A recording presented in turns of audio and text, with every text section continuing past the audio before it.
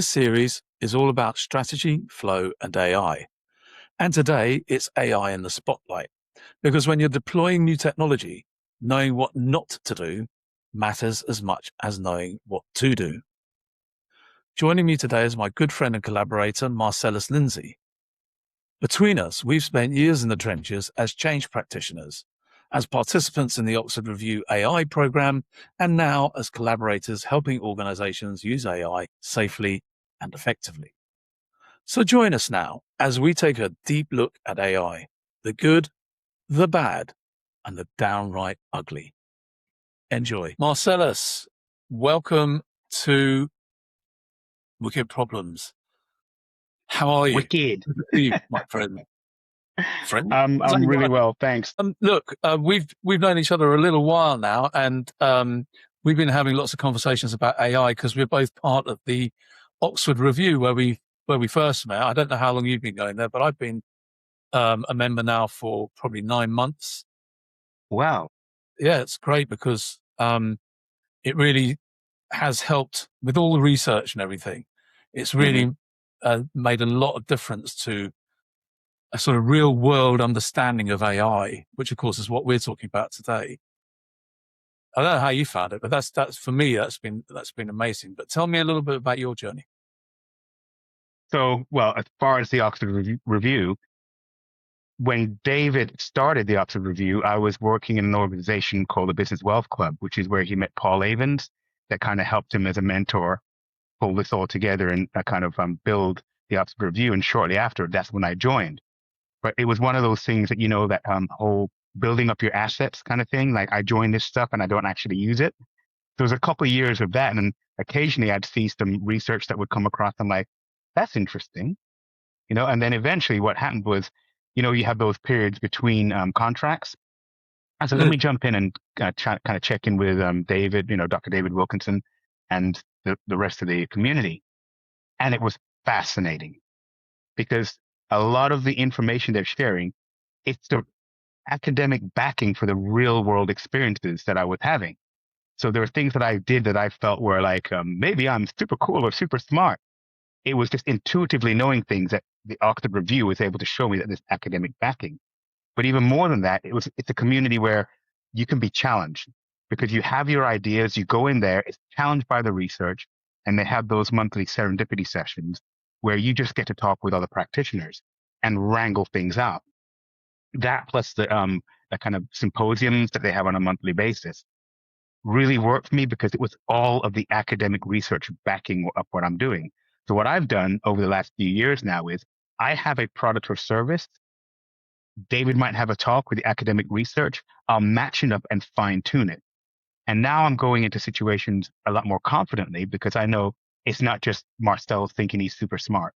It's like there's academic research to back me up. So I found the community really beneficial. And as you know, that's where we met because it's just one of those serendipitous conversations where you're like, this is a really interesting topic. And then me meeting you because you have like your finger on the pulse when it comes to the world of AI.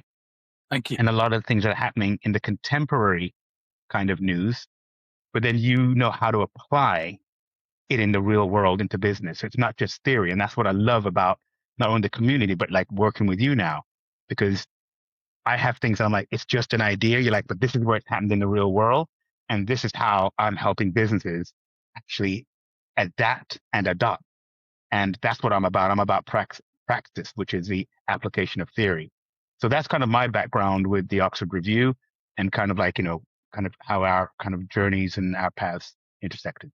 Oh, that's great. And I very much similar to mine, actually. It's that I can have these ideas and sometimes I'm right, sometimes I'm wrong, but at least I'm getting if I can go to the research and it's really up to date, it's from lots of different sources.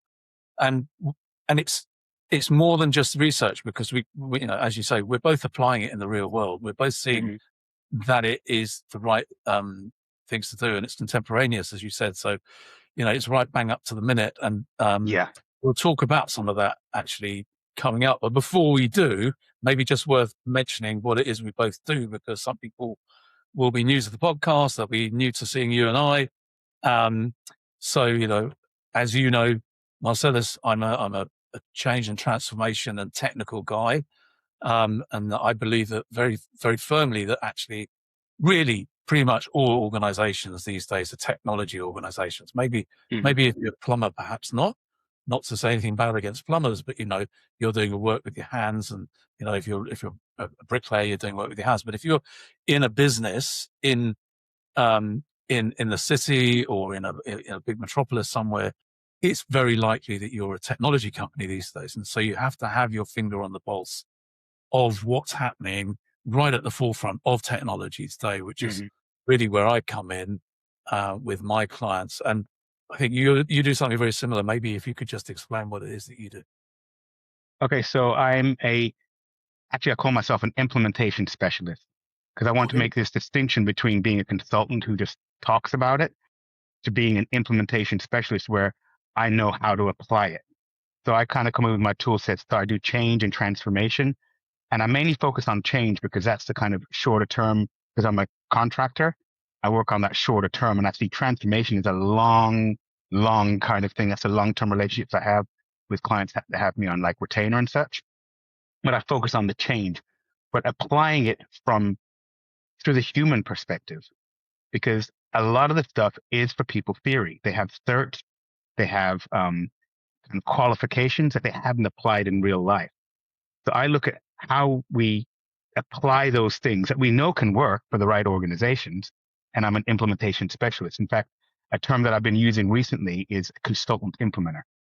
So yes, I understand the strategy. Yes, I can sit down with the C-suite and the senior leadership team and look at the strategy, but I'm also the guy that can implement because I've done the frontline work. I've developed databases, done the analysis, been under the desk to do the cabling. You know what I mean? So I can actually sit down with the people who do the work, connect and empathize with them because I've been where they are, and also challenge them on their timelines. You know what I mean? Where some people might say, oh, this can be done in a day. I'm like, really? How are you managing to do that in a day? And then we work it out together because I'm a planner. Go, oh, actually it's 3 days. Great. So we know that up front. And I can take that back to the senior leadership and kind of make schedules and plans that are more realistic based upon being challenged and having a bit more rigor.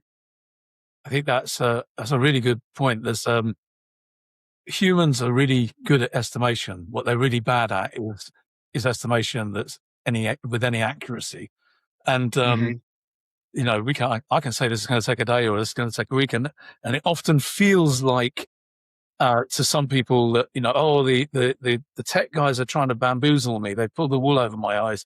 But actually, no, the tech guys were just being optimistic, because if they had a world in which they didn't have to worry about all sorts of controls and governance structures and all the things that actually you really do have to have in place, they could do it faster. And the business guys just wish things just go, oh my God, it always takes longer than I thought. There's a real demand. There was a report out, actually. I'm going to give a quick shout out because it came out this morning from a company called LaFosse, who are a recruitment agency. They deal with contractors, but they're quite big, and they do a really good have a really good footprint in the agile space. And they released the report this morning on the state of agile. And one of the things it highlighted was this demand for more predictable delivery, which is, something that I think people are really crying out for. And that sort of what you're talking about there, which is, the technology side of it, and the business side of it, and you can speak both languages. Yes. And part of it is because it's visceral. You've been there, you've done it.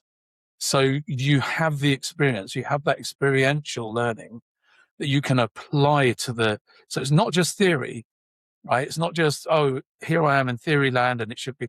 It's actually, no, it's based on that experience, which I think is something I'm a big fan of as well. But see, go on. I think that then speaks into kind of the topics where we met and we started to really wrangle together and go back and forth, because it's domain expertise. Yes.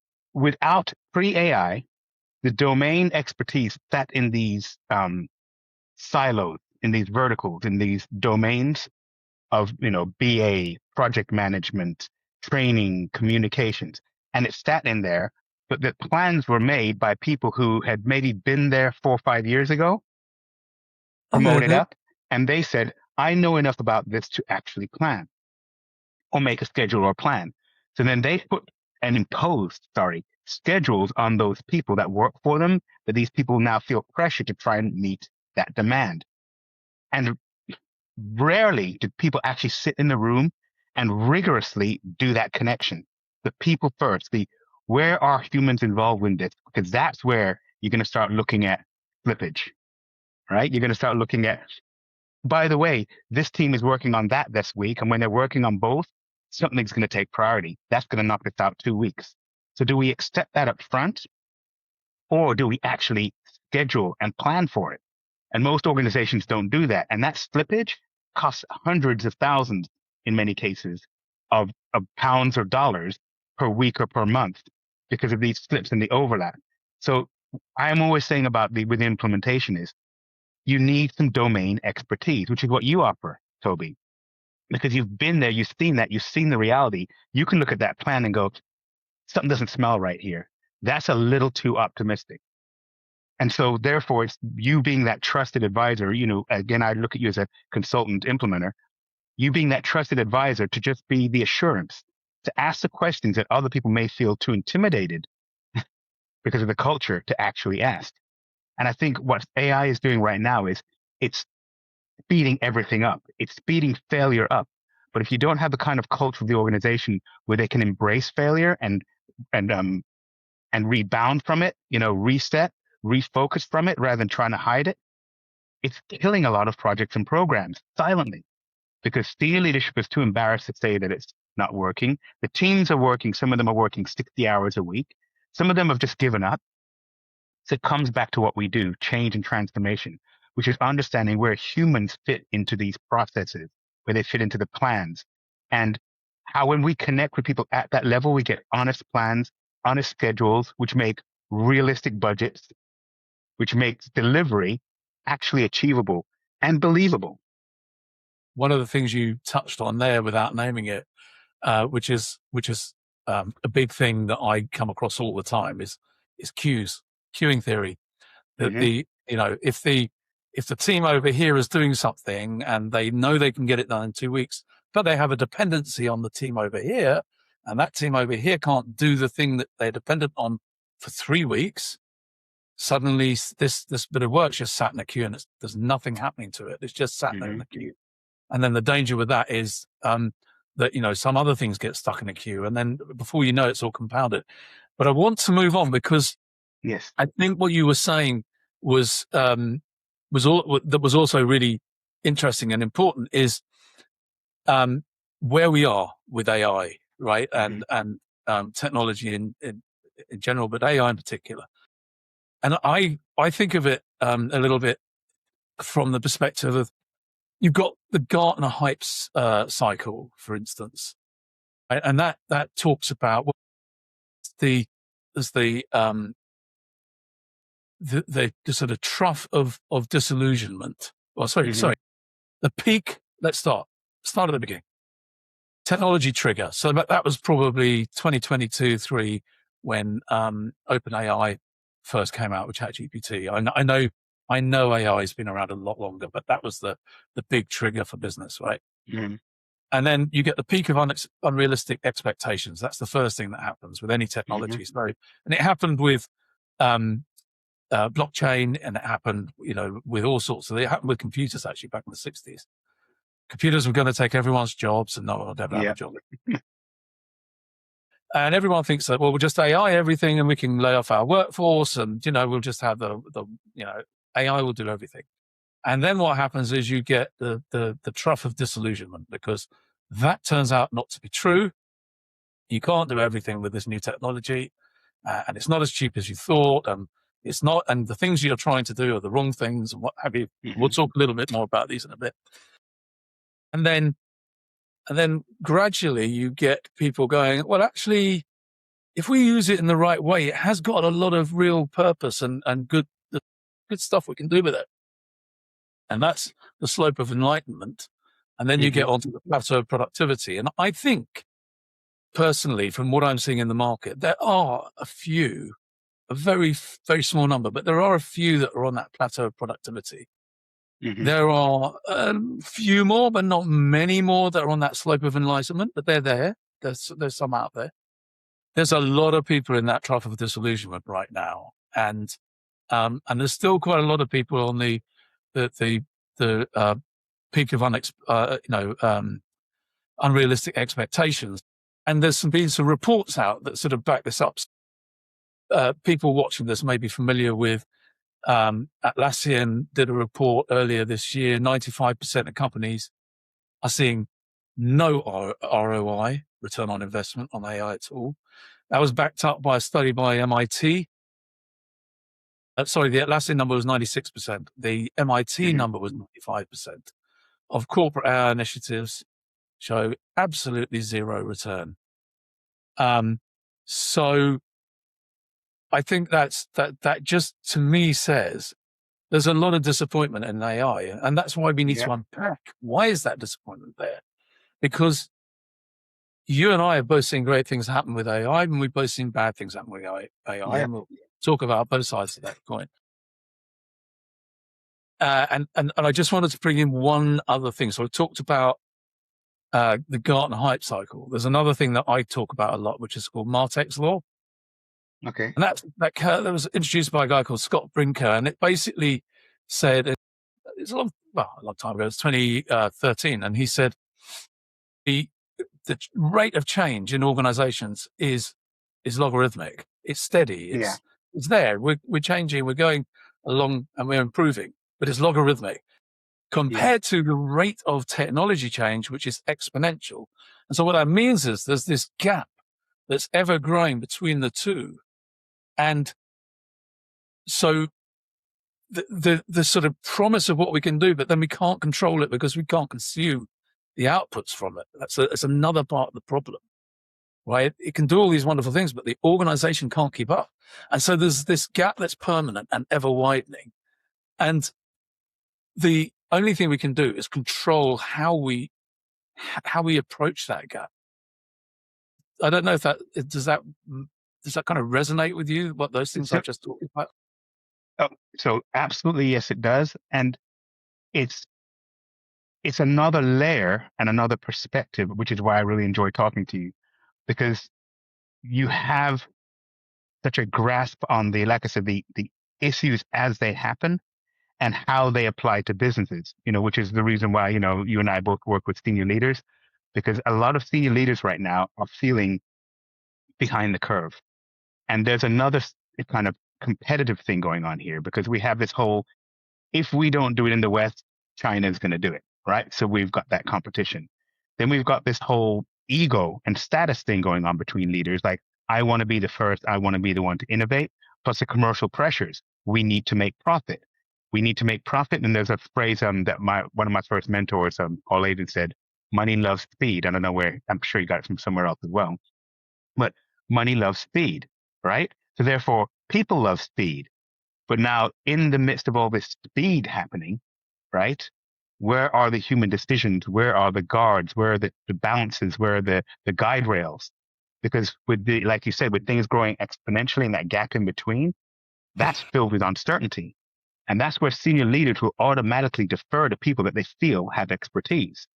But as you brought up before, yes, AI has been around for a while, but as it is today, agentic AI and its applications, with people being, on that summit, that peak of, oh, it can do anything, right? They haven't paused to look at even our history. And many of these senior leaders have been there for the cloud computing. They've been there for the .com bubble. You remember when the .com, everything's going to go online. You know what I mean? Everything's going to be able to be done. There's an app for that. We have to be able to stop and reflect. So in the speed, one of the phrases I love from the U.S. military is, slow is smooth and smooth is fast. I like that. That's good. It simply takes sometimes, that slowness is a 1 or 2 days with your senior leadership team to understand the concepts and apply the humanity, putting the people first. Because people talk about systems, they talk about processes, they talk about organizations. and they're all made up of people. And that typically is both the good thing and the bad thing. And we've both been there, right? Because you have all this tension, you have all this resistance, but it's understanding the people. Are we giving them accountability? Are we giving them agency, in all of this? Because the thing that's speeding this up as well, another lens, another perspective on this is commoditization. So if you remember when the first computers came in, hundreds of thousands, millions of dollars and pounds, whatever, right? To bring them in. And over time, we now have the computing power of all of NASA, typically in our phones from 1968 when they put man on the moon. But let's not go into that, right? We have the computing power of that entire system in our pockets now. We have the ability where for free, I'm sitting in my car, I'm driving from Houston to Dallas, speaking to my wife in England, right? And it's on WhatsApp. There was a time where it was 10 cents a minute for me to talk to the UK from the US, right? So it was bringing prices down. Electric cars, initially expensive, bringing it down. But with AI, it was zero. It started as zero, and now it's going to exponentially grow because as people find ways to utilize it, apply it to their businesses, etc., the value to the organization that we can save you $10 million, that means we can charge you $1 million for it. So its price is increasing as people learn how to apply it. So the way I'm looking at right now, people saying, "Oh, I'm losing my job to AI." I think in the short term, and I'm not an oracle of the future, but what I would say is this is right now about combining your domain expertise with AI literacy, because the jobs that are going to remain are from people with domain expertise who know how to use AI. And for me, if there's 10 roles in my organization and 8 of them are going to be gone in the next 3 years to people who use AI, who know how to use AI, I want to be one of the last 2. And to be honest, I'll figure it out from there. But the fact is right now, I think the real push for organizations is understanding the things you're saying about the dynamics, social, cultural, economic, but then looking more personally themselves is what is my role in here? There is a low or no barrier to entry to learning AI right now. And I think this is where it's a great opportunity for people with domain expertise and for leaders who can recognize it. It doesn't matter if you're part of a big 4, 5, 6, or 7. Nobody on this planet has 10 years worth of experience successfully implementing agentic AI into large organizations. So therefore, it's kind of leveling the playing field right now, as long as those leaders can use their domain expertise and the cultural corporate knowledge that they have within the organization with some basic knowledge about how this all works in those dynamics, and then challenge the people that they're trying to defer accountability and responsibility to, including AI, and challenge them and say, this doesn't match up with my view of reality. And ultimately, I, as CEO, CIO, CFO of the organization, I'll be held accountable. And I think that's where we can help, that's where a lot of help can be done for those leaders. I'm smiling because you said there's nobody on the planet with 10 years real world experience of implementing agentic AI, and that's true. But it just reminds me of a time some years back when I got approached, and then that I wasn't taken on as a consultant because I didn't have 5 years experience in something that only been out for a year. So I won't name names because that would be disingenuous, but it kind of, at the time I was thinking, well, good luck with that, because there's literally no one on the planet. But so it's a point well made, because there isn't. So a lot of people are figuring it out. And there are tools we can use. We named some of them already. We looked at things like Martex, or we looked at the Gartner hype cycle. I think Wardley mapping would be another one I'd encourage people to explore. And there's an episode of this podcast that explores that, so I can put the link to that under here. But very briefly, products go through a cycle of being the genesis of them, where they've just come onto the market. Now that's AI, but there are other things. AI, I'd argue, is beyond that. But then there's customized products. So, you go to a supplier and they customize it to your liking. Then you go through productized and eventually to commoditized. So you were talking about commoditization back there. And I think there's a lot of commoditization going on right now. Some of it's maybe arguably the wrong commoditization. It's happening anyway. But I think that's a really good thing for people to explore, because it can really help you focus in on where you not are. just do I use AI here, but in what way do I use AI here? Yes. Is it to inform me? Is it to be my sparring partner? Is it to, because I actually over here where the commoditization is, that's a really good candidate maybe for agentic AI, right? Mm-hmm. Whereas over here where something is at its genesis, I don't want agentic AI there because I don't Mm-hmm. really know yet what I'm building, right? So how can I tell the AI? How can I describe to the AI what it is I want it to do if I don't really have that in place? But there's another element to this, which is if you don't know, who do you trust? Which comes back to the human element, because some people are putting their trust in AI, which has its own agenda. It's not a neutral tool, right? So if we're putting trust in other humans, it's like, who do you trust? And, again, using like the trust index. I mean, we had that conversation if you want to elaborate for people now.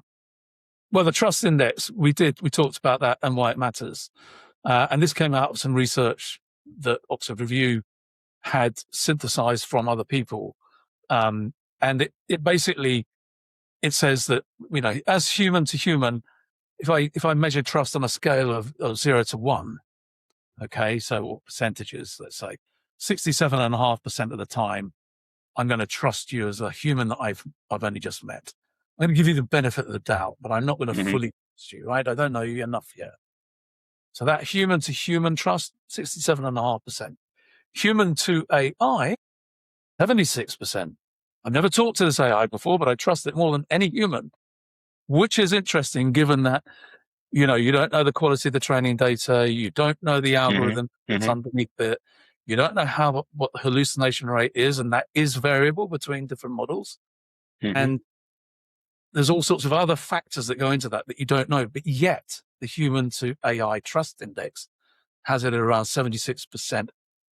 But here's the killer. AI trusts itself AI. 99% of the time.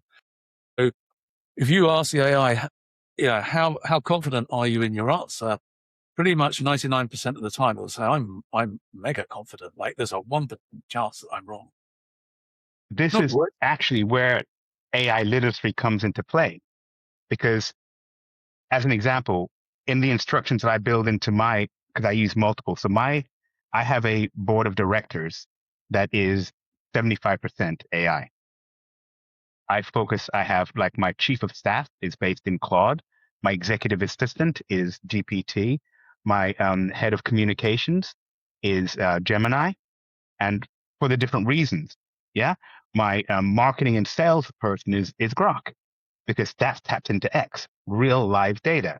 Gemini tapped into search engines. That's my communication, real world information, because GPT isn't connected to live information in the same ways that Grok and Gemini are.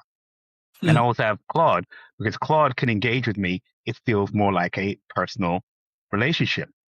But all of them have my instruction that ask me questions until you get to a 98% confidence that it's the quality, correct, and verified answer. But then if you look at even the way that they interact, so there was a situation where I took something from Claude and I put it to GPT. GPT found holes, right? So I put that back to Claude. And Claude was like, oh, well, actually, yes, GPT is right on this and this and this. I'll make these amendments, but they don't understand this about your business and this thing nuanced, which is perfectly why I use Claude. I said, okay, let me check back with GPT. So I checked back with GPT. It said, yeah, these are good things. And there are still these holes now that I understand the nuance, and put it back. When I put it back to Claude, Claude said, well, if you, for what it's worth, I'll let you know that da da da da da da. I'm like, for what it's worth? It was almost like a bit of attitude, like, well, if you're going to send my stuff to GPT, then do you really trust me? But you see, it's these kind of interactions, the checks and the balances that we normally have between humans that we value and we put a lot more emphasis on. But if I met somebody personally was like, everything I did, yeah, Marcellus, you're great. You're the best. Oh, that's really, really smart. I, as a human, would have red flags coming up. I'm not that great. Why is this person agreeing with me? And yet, because it's AI, people are willing to accept those answers that are basically flawed. If you do ask it how confident it is, it'll come back with an 86%. And you're like, my goodness, this is 15%. That could be significant. That it is inferring or hallucinating, or it's just admitting, hey, I don't know. But if you're willing to accept that 85%, it will keep on building on that flawed information. I think that we should delve into that very, very briefly, but it's really worth it unpacking it, because the way I describe it to people is like this. Imagine you're writing a PhD, and that takes years, right, to do, and you want to pass at the end of it, right? You want to get your doctorate. Now, if in the course of that entire doctorate you made, and let's give it a really conservative error rate, right? You made an overall, in the whole thing, you had an error rate of 4%. Okay, so there's nothing, right? It sounds like nothing. 4%, 96% non-error, 4% error in your thinking. If you make that 4% at the end, it's a very different proposition than if you make that 4% error rate at the beginning, right? One is going to totally upskittle what you're writing. The other, because you could then write very plausible, very actually accurate stuff that's just not relevant to what you're doing, because you had that 4% killed. It's a bit like saying, if I walk from the North Pole, to Cape Town, and my compass is out by 5 degrees or 4 degrees, I'm not going to get to Cape Town. I'm going to end up somewhere completely different. If I walk from Johannesburg to Cape Town, and I don't know why I picked South Africa, but if I went from Johannesburg to Cape Town and my compass is out by 4%, I'd probably still get to Cape Town. Might not be the suburb I wanted, but it'll still be there, right? Or if I walk from Newcastle to London, right, and my compass is 4% out, I'll still get to London, or I'll just be at one of the suburbs I didn't mean to be at. But if I'd walked from I don't know, New York, if I could walk across the sea, but if I could walk from New York to London and my compass is out by 4%, I'm not hitting London, right? I'm hitting somewhere else. And so that error rate is really, it's really important. The fact that the flaw is there is something we should be thinking a lot about. It is there, and it has to be there. And it has to be there because you're talking about a probability engine. And that underneath it all, AI is a probability engine. And that means it's not a certainty engine. Yes. And therefore it must have an error rate. And that error rate is the hallucinations. There is no such thing as hallucination-free AI, even at the agentic level, by the way, which means every now and again, an agentic AI will take the wrong path.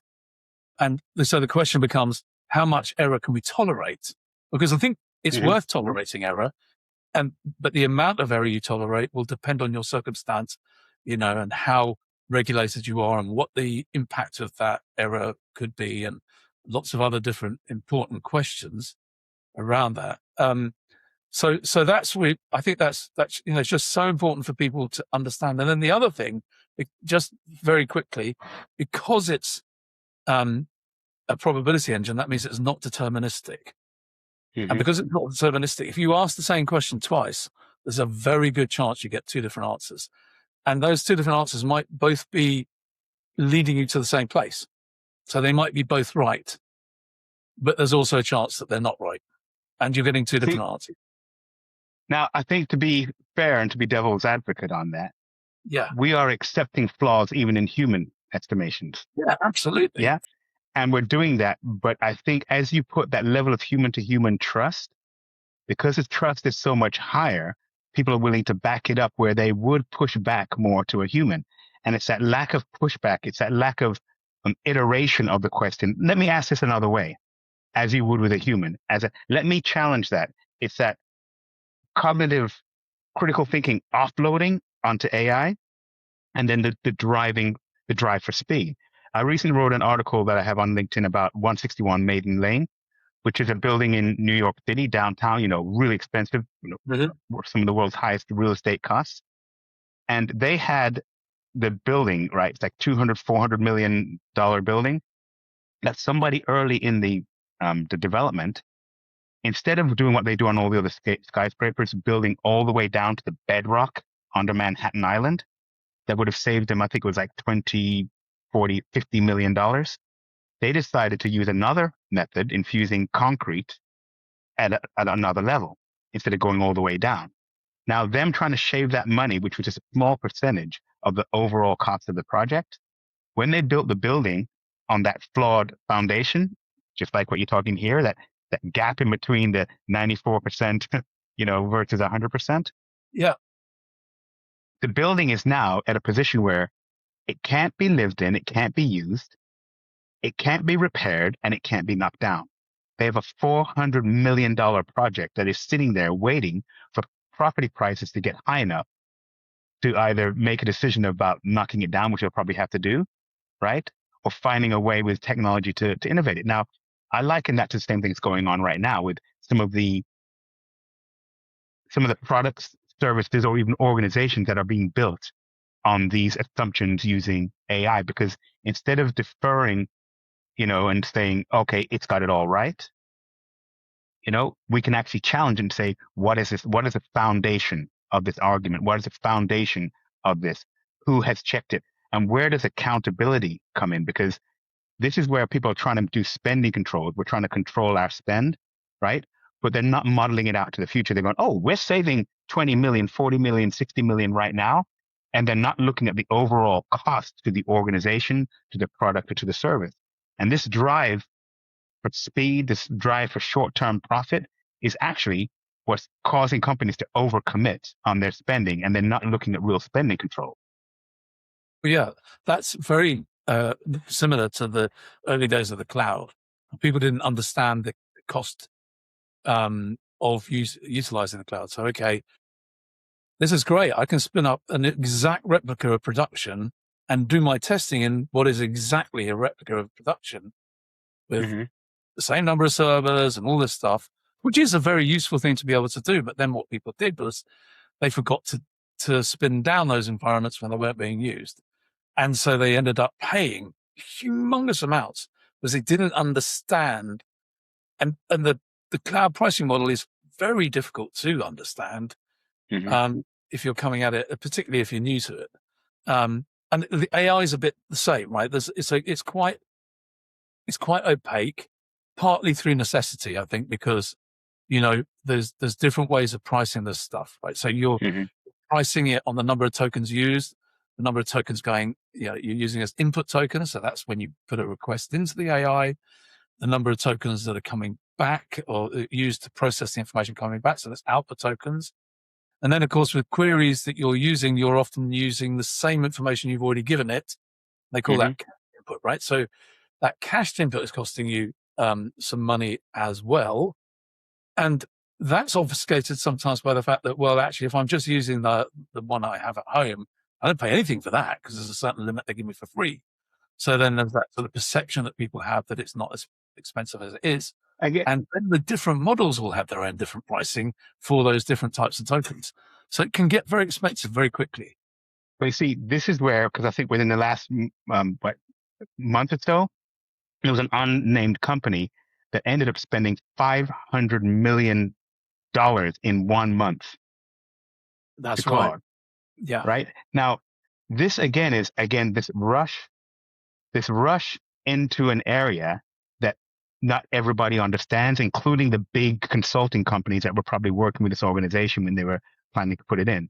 Because a company that can afford to spend 500 million, right? Let's be quite honest. They weren't working with an individual consultant implementer like you or me that would challenge those questions. You have these C-suite people who are like, well, these guys must know. The guys in those big positions in those large consultancies who are like, well, our team must know. And the team are guessing, but nobody ever really pushed back. So the modeling is where I come down to the AI literacy, which is quite fundamental, principle-based, is where the work that we're doing right now with the AI governance, risk, and accountability work that we're doing together, right, is giving people that basic literacy, giving them a glossary of terms. What is TRP? What is a token, right? People don't actually even understand what a token is. Giving them real-world metaphors to put them in a strong, confident position to have conversations with the technical people. But it's based upon principles and basic knowledge, not trying to outdo the tech people, but simply saying to them, like we use the metaphor, and I'll start to build the metaphor with you around it being like a taxi. If we're going to get into a taxi, what kind of taxi are we getting into? Is it a small little private one? Is it a black cab where somebody has all this knowledge? The exchange of tokens is as simple as when I speak to the driver, it costs one level of payment. When the driver speaks back, it has another level of payment. But using these like real world metaphors that people can relate to and put these C-suite people who are very smart in their own domain, who right now lack the confidence and clarity in basic AI literacy, because everybody wants to make it complicated. That way they can say, listen, it's so complicated, trust me, right? What I think is so important right now is a basic AI literacy, which is why the different certifications that I know you and I are obtaining to help back up, and demonstrate what we already know, plus our real world hands-on experience by building our own agents, by building, like me, my own board of directors built on AI, by understanding how do I build token efficient threads and prompts and conversations within GPT and Claude that I built for myself. Then if I were to now be able to explain that to other C-suite people, they go, oh my gosh, when you now do this on a scale of 10,000 users, right, around the world, even just 1,000 users around the world who are now incentivized by using it even more. That was another case with Microsoft. I think it was Microsoft where they'd incentivized using, done a league table. And now people using AI for things they didn't need to and costing the organization money. Again, stopping thinking for themselves because they're now competitive, but teaching them the implications and giving them a bank of questions to ask that are, again, principle based upon basic AI literacy, that they can now be back in control, or at least co-creators and co-pilots, pardon the pun, because of Microsoft, right? With the people that they're paying to help implement this. But then again, putting the people first, right? Understanding the problems of that organization, that culture first, finding a way to increment before they scale up. But ultimately, we want to build capability of these leaders, confidence of these leaders, right? To be able to be co-creators, because ultimately it's these humans that are ultimately going to be accountable, because you can sue a big four for 147 million when it goes wrong. But while you're waiting for that to happen, you could be out of business. You know what I mean? So you want to make sure that recognizing the buck stops here. So if you're a CEO, CIO, CFO, the buck stops somewhere, and you can't say, AI, you got it wrong, because you know what AI will say? You were right to challenge that. Yeah. I was completely wrong to delete all of your archive intellectual property and sell it out to the highest bidder. What would you like me to do next? Yes. I saw a great cartoon today about exactly that, where, as things go progressively wrong to the point where the poor chap's going to prison and the AI is standing next to him going, you're absolutely right. I was wrong about that, Jeff. How can I be of assistance next? I mean, it is the ridiculous end of the spectrum, but it's actually a very serious point that's being made, because at the end of the day, if we don't put those checks and balances in, like we do with people, so we go back to that trust index. I trust you, Marcellus. I think maybe my trust with you has gone above 76%, 67.5%. But I want to, we work in a bank, and the regulator has said that even though they trust us, they want checks and balances in, because people can make mistakes, not intentionally, but they can make mistakes. And AI, at the end of the day, is programmed by humans. It's trained on human data. Those mistakes will reflect in the training that the AI has had. So we have to be diligent about how we apply ourselves or apply our businesses to that. And I think your point about helping leaders who are time poor, let's face it, but they want to be knowledge rich, to help them fast track their way into that knowledge, because they will get people pulling the wool over their eyes, not deliberately, actually, but just because, the language of the technician is very different to the language of the person in the C-suite. And so that creates that ability to bamboozle people without Well, meaning to do it. we see there's another element to this. It's ego. This is why what we do in change and transformation is so important, because you Yeah. have the almost detached technology view. Then you have when I used to be the HR systems manager for a global retailer, and they would call us pink and fluffy, right? Because it was all about the people. But you have that without and then you have the academic, right? So it's all in your brain, right? You have it's all about the people, and you're like, it's all about the technology. That convergence is where we live in that space to draw them together, to understand the whys.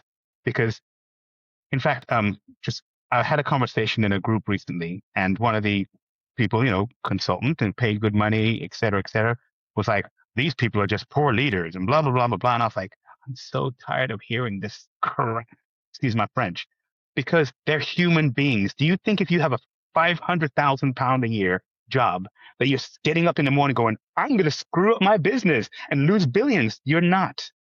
There are Not, competitive pressures. There are personal pressures. You're time poor. And then to sit in a room with the technical people and go, sorry, what does TRP mean? What is a token? How are you modeling this?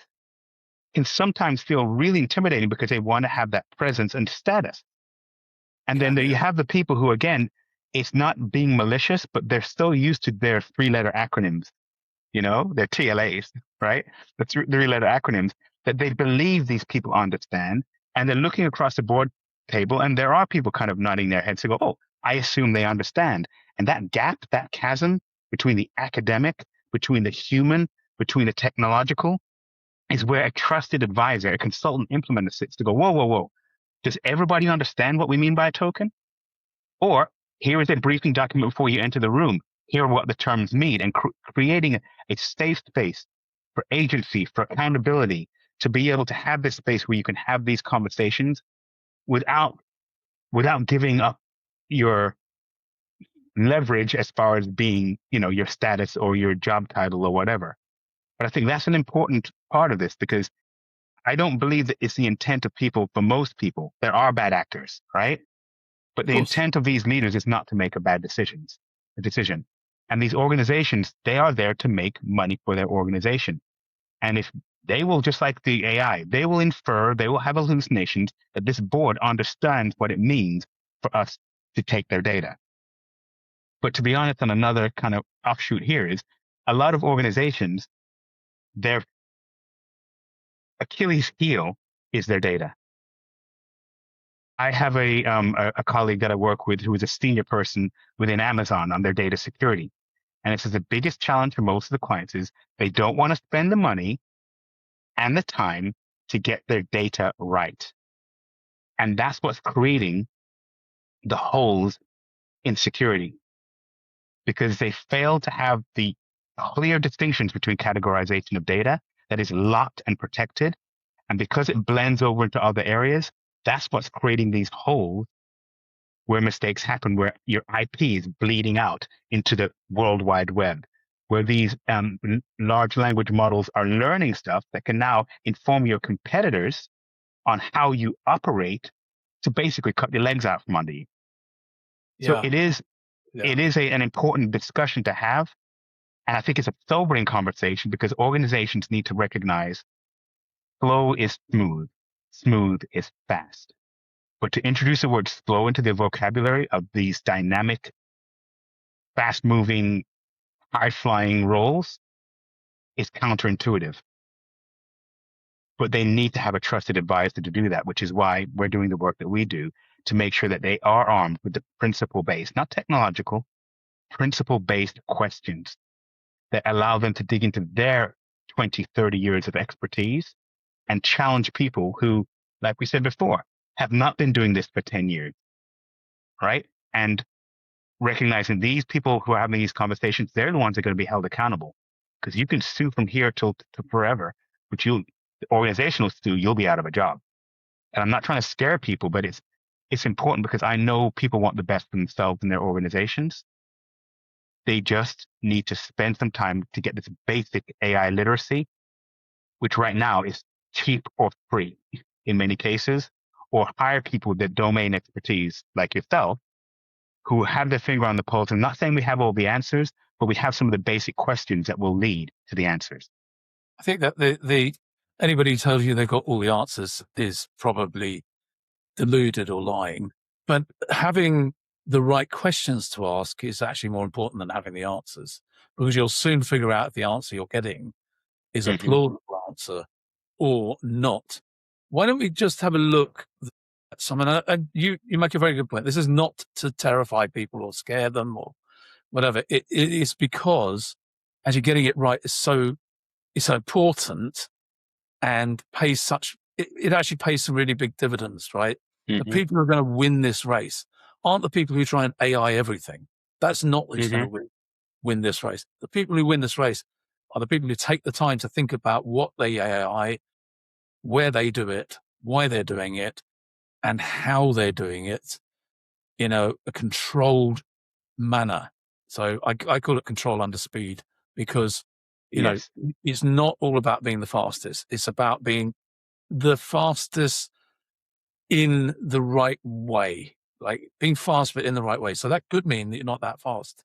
It just means that you're not doing things in a right way. So I think maybe this is a good point in the conversation for us to start thinking about, well, how do, helping people understand, if they're watching this, how do they defend against poor implementation, but how do they defend against some of the pitfalls that one can experience? And, we covered a lot of horror stories and issues, but actually, I think you and I both agreed that used properly, AI is a very useful and powerful tool. So I think the goal here is not to say, don't use AI. That's not what we're saying at all. No. What we want to do, right, is say, well, where and how, and so how do I use it effectively in a way that isn't going to kill my business with the huge cost overruns? You mentioned that situation where, there was, I think they're an unnamed Fortune 500 company. It came out last week, who spent $500 million, $500 million in a month, all planned in a month on AI. And I said to you earlier, this is very reticent of what happened with the cloud. People spent huge amounts of money unplanned to the delight and glee of the cloud providers, of course. Yeah. And let's just talk about some of the real world examples, and then we'll talk about how people can defend against those sort of pitfalls that happen. So Vincent Masons, I cannot name them because it's in the public domain, they were admonished by a judge because hallucinations had appeared in court filings. Right? So that's at the very minimum, well, they're getting reprimanded, but at the very minimum, that's a reputational risk. We're seeing Google have Gemini that confidently described a brain structure called the basilar ganglia, which sounds very similar to the basal ganglia. But if you don't know, you don't know. The problem is that the basilar ganglia does not exist. And so the model generated in it was fluent, it was convincing, but it was completely wrong. And the treatment it was talking about actually wasn't pertinent to the basal ganglia. So it had just stitched things together that didn't exist. And these aren't educated. To be fair, that was an internal thing that Google also basically said it was about a matter of misspelling, and that it wasn't anything that actually made it out into the practitioner, actually somebody trying to do brain surgery or anything like that. But the fact that it was spotted and that it did it is actually more of the thing, which is why it's important to understand the guardrails and the domain expertise, because it was brain surgeons who spotted it. You know what I mean? Rather than just general practitioners. Yes. Papers. And it was, some didn't spot it and some did. And this is the problem. People abdicate the checking. Yes. So these things can creep through, right? And yes, Google took steps to correct that. So that's great. But it was there. And these aren't educators. They're really structural features of how large language models work. This is how they work. They're designed to work like this, and that's fine. But confidence without accuracy can be a clinical disaster if it hadn't been picked up. Right? It's certainly a reputational disaster in the case of Vincent Masons, and they're not alone. I believe it was Deloitte in Australia who to refund something like 400,000 Australian dollars because a report they did on behalf of one of the state governments was found to contain hallucinations and being written by AI. So that is just a reputational problem, and actually human in the loop. Wait, if I could, 1 second. said, and it could be quite easily passed over, that is just a reputational problem. But if you are a financial institution, you're a bank, the reputational problem can translate into share prices. Yeah, Share prices can translate into hundreds of millions 100%. of lost value. You know what I mean? Plus market confidence that takes time to be built back. So I don't want us to necessarily pass over, because what you said is absolutely accurate. But I think this is where people in these positions of authority think, well, for themselves, it's a bit of your egg on your face. But if you're a publicly traded company, reputation is measured in pounds, pence, dollars, and cents. Well, it is, and it also could be your job, right? Because if you're Yeah. the person with oversight of that function and you didn't oversee it in the way that you should have, then it's your job, right? Potentially. Agreed. You might be lucky to pick up a job somewhere else, or you might not be lucky, and you might be out of work for a while, maybe even for the rest of your working life. And look, these are not problems that, we've listed some big companies there. We obviously don't know who the Fortune 500 one is that spent all that money, but we do know that, Microsoft and Uber, this is, again, it's in the public domain, are both scaling back their AI spend because it's not delivering what they thought it would deliver. They've AI'd lots of different things, and it's not been producing what they thought it would. And the price, the budgets have just been blown. Uber blew their entire year's budget in just 4 months this year. 4 months, yeah. Yeah, 4 months. So, and that happens. We talked about pricing, tokens per minute, rate limiting. These things become opaque, even if they're not meant to be. They just do for people. And you need people to be able, who can understand that that's happening, or you need to be able to understand that that could happen, so that you can, as you said, ask the right questions, become more AI literate. And then there's bad actors, right? There are people who deliberately seed information out there on the internet to try and get the models to learn things that aren't true, right? We have examples of that. We know that Russian disinformation networks have been successfully, exploiting AI systems by flooding the internet with fake content. And that fake content makes it into those frontier models. And people then think, because the frontier model, when it does give you back information, whether it's hallucinated or not, it sounds plausible. So when it's hallucinated, or even if it's just wrong because it's been seeded with bad information, it sounds plausible. And people then, you're back to the trust. But then also we look at the commercial drivers, because the other cases, because now with the people, eventually when they engage with us as part of this AI GRA work, they'll probably be able to get access to the bank of all these real world case studies, because you look at in the real world where it hits jobs, Klarna, as an example, 4,000 jobs were cut. And then 15 months later, let's try and rehire people back. By the way, interestingly enough, because of the human experience, the customer service angle that they missed. Because remember, a lot of these people are driven by, hey, I can save my organization this much money, right? Which means this much more profit, which means more to the shareholders, et cetera. But what they're recognizing, kind of going back to your scale, as far as people, they're in this whole peak of optimism, it can do everything, right? But again, the real world case studies, I think the message that I'm trying to put forward to people is, don't stop, but proceed with caution. Absolutely. Right? Because this is something that we you can't say, well, I'm not going to do it, because you won't even have a job either. Simply because of the fact that the commercial pressures are too great for you not to do anything. But like you said, hold speed. You're doing this looking at the human experience first. We're doing this understanding the problems for our organization and understanding where this needs to be put and what methodology, what approach needs to be used. We're doing it incrementally. We're doing it in a way that we can understand what the impact is to the people, to the business, to the organization, to our processes, where it speeds things up where it needs to, and sometimes speeds them up so they fail faster so we know we can fix it. But ultimately building the capability of the people within the organization to understand this, embrace it, and to allow it to move faster. Slow is smooth and smooth is fast. Because now you don't have a bunch of consultants in your organization who know how to use it, but you have a capable, literate workforce who can help you scale faster because they've done it incrementally.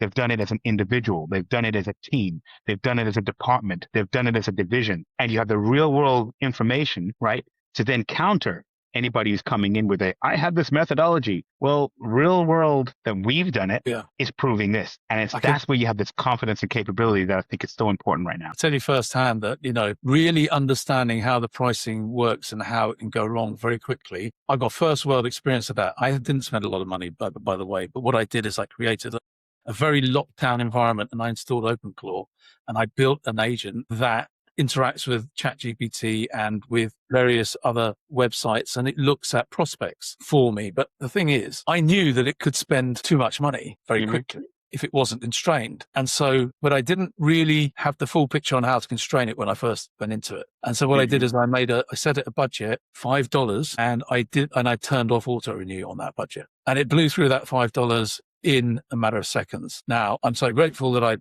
I had the foresight to put that budgetary cap in and not have it auto renew, because it would have gone through thousands of dollars in a day on the model I was using, which was a Chat GPT 5.5. It would have got through possibly, tens of thousands of dollars. And even if I'd been, which I am now, I'm using Nano, it could still get through thousands of dollars in a day. The way these things, they're multiplicative, they're not additive. So it gets out of hand very quickly. But only by having that real world experience, have I been able to really properly understand this can get out of hand very quickly. And this is how. And there are, we talked about different frameworks earlier. There's obviously regulatory frameworks that are there to help people. ISO 42001, for example, which is a standard rather than a regulatory framework, but it's a good standard that people can, utilize. The EU AI Act, if you're inside the EU or if you do business with the EU, and understanding which domains you should use it in. So is your product in Genesis? Well, if it is, you're talking about novel problems, and AI can't really do an awful lot other than be, it's a great research partner. It's a great sounding board, but you're still going to have to check everything, right? If you're dealing with custom stuff, it can accelerate the analysis and the pattern spotting. If you're dealing with productization, right, then I think, AI can recommend. You're still going to have to review as a human. The human in the loop, by the way, I would say, is the ultimate mitigation for hallucination. And by the way, let's recognize the humans aren't perfect either, right? That's the whole point. Recognizing accountability will rest with a human. It will. There is a human somewhere, and if you're, again, don't stop, but proceed with caution. If you're a human and you have the oversight of this stuff, it will rest with you. So this is the importance. What you're saying is asking, and I want to, again, to the viewers out there who are thinking like, oh my gosh, this is technical. No, what I'm talking about, what you're talking about, Tony, is principled, basic, fundamental AI literacy. What is the difference between the different models? How do they charge on the cost? And, again, we have this metaphor of the taxi driver thing that I'm happy to share with people if they contact you, Toby, and you can share this with them. Right? A basic glossary of terms. So you can feel confident that you understand what is a token. The token is not a word. It's having this basic knowledge to feel more clear and confident with the principles and the basics first. So as you get into asking these other questions, and this is kind of going to your thing about defending against poor implementation, is doing it from the basis of you have your domain expertise, you know your role, and you have this basic knowledge. So you can ask what might seem like the 10-year-old question. Do we understand how the AI tools are going to be modeled and what a cost structure will be based upon a certain number of usage and a specific usage pattern? How likely is it that we're going to have that usage pattern? How can we constrain patterns to meet that model to make sure we don't overspend? How can we, kind of going back to, this is before AI, but I think it was not the Knight Capital case. In 45 minutes, they lost like hundreds of millions because of some algorithm that went unchecked and people weren't able to. It was a governance issue, the same kind of thing. That, oh my gosh, this is going on real time. Who's responsible? Who can shut this off? Those decisions can be made early by simply asking that question. If this does go out of what we expect, right? Do we have what Toby had? Do we have a automatic shut off when it reaches its budget and alert? Because in that case with Knight Capital, a whole bunch of email went out saying, hey, you're 100 million in the hole and it's been 20 minutes, but people were ignoring it because there wasn't any direct accountability. And that's why this whole thing around governance, risk, understanding what the risks are, going into it with your eyes wide open because you understand the basic language, not all the complicated stuff, the basic language and tying it to what you do, and then the accountability. Where does the buck stop? And what guardrails can we put on? And that's the whole thing, what we're talking about defending against poor implementation. It's basically having basic AI literacy and asking basic questions, which is the reason why the work that you and I have been doing, and now we've developed a question bank based upon cost, values, measurements, etc., that people can ask these questions after having this basic kind of literacy kind of dialogue with us as real people, real professionals, people who understand how difficult it is to sit in that chair and say, let me explain it this way, in a way that you understand, that you get, that you can run with, because our job is to build capability as change and transformation and implementation specialists. But by giving these questions, to me, that's the safeguard, is using your human gut instinct, using your decades of experience and domain expertise, and building on your AI literacy so people don't throw terms at you that you feel embarrassed that you don't know, because you will know it. And then be able to challenge them and go, well, actually, when you use that term, are you using it this way? I think that's really important. And I think, we can provide that to people. And in fact, I think, Marcellus, you and I are going to do a webinar on this exact topic. It's free. So if anybody wants to come along and sign up, we'll drop a link under this so that people can do so, along with some links to a lot of the other things. Like we've mentioned a bunch of case studies. We'll put some of those under here where the ones that we've mentioned in here. There's a whole load more that will be in the AI GRA stuff that we've also talked about. There are AI workshops that both of you and I can offer, and various other bits and pieces. So strategy, and I talked about some of the frameworks. Well, Wardley mapping, for example, that's a 1-day workshop. Doesn't take much out of your agenda, really worth doing. I'll drop a link to where you can learn some more about that as well. And of course, we'll drop a link to your website and any of the other resources that you have that are really pertinent to this conversation, because there's a lot that that we can give to people. And I think it's going to help people a huge amount just to take the time to read it. What I'd like to add here is those kind of things that you said. It's about controlled speed. It's don't stop, but proceed with caution. And remembering that your gut instinct that has gotten you to this place of senior leadership, to this being able to sit on the C-suite of an organization and being trusted with the lives and well-being of so many people, that instinct that got you this far is what can also pave the way for you to go forward. If you understand this new language, and the new language is a real quick read, but it's important that you have somebody to test that with. And by the way, you can even use AI to test that, you know what I mean, in combination with humans. And that's part of what I'm really trying to share with people right now. I'm not a techie. Yeah. But I have been delivering and implementing changes, technology-based changes, for nearly 30 years in organizations from small charities all the way up to multinational banks. And the things that we've seen, the patterns we've seen, that's the ability of the consultant implementer. And that's what we're seeking to share in that webinar, as well as the workshops that we're doing. We can have that engagement to sit down with a senior leadership team and go, okay, here's the landscape. Here are the terms. Here's what it means broadly. What does it mean to you? And put that confidence, capability, and clarity, almost like a boot camp, because after this information, you know the fundamentals well enough that you can dip back into your own domain expertise and take it from there. And that's ultimately what I seek to do, is put people first. Understand, diagnose before I prescribe. Yeah. Help you incrementally understand and have that human, that personal, professional, then organizational knowledge before you try and spread it out to the whole world, but ultimately build the capability within you and your team. So I'm speaking to the audience right now, Toby, because I think there's so many people out there that it's really intimidating and it can seem technical. And that's why it's important that they have partners like you, and the fact that they're listening to podcasts like this, and hopefully all the people who are saying the same message, that we can understand that this is no different than some of those other changes that happen from the computers.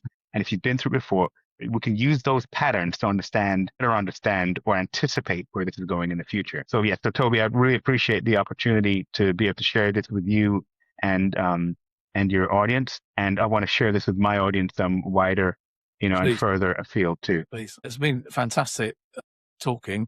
Mm-hmm. Marcellus, thank you very much for your time. You're very welcome. If you've enjoyed this episode, hit subscribe wherever you're listening. It's the best way to make sure you don't miss what's coming next. And if something we discussed today is landing close to home, a problem you're sitting with, a gap you can't quite close, that's exactly the kind of thing I work on.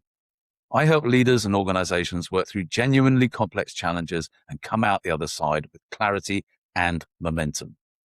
I'm Toby. Come and find me at strategicflow.io or connect with me on LinkedIn. I'd love to hear what you're dealing with.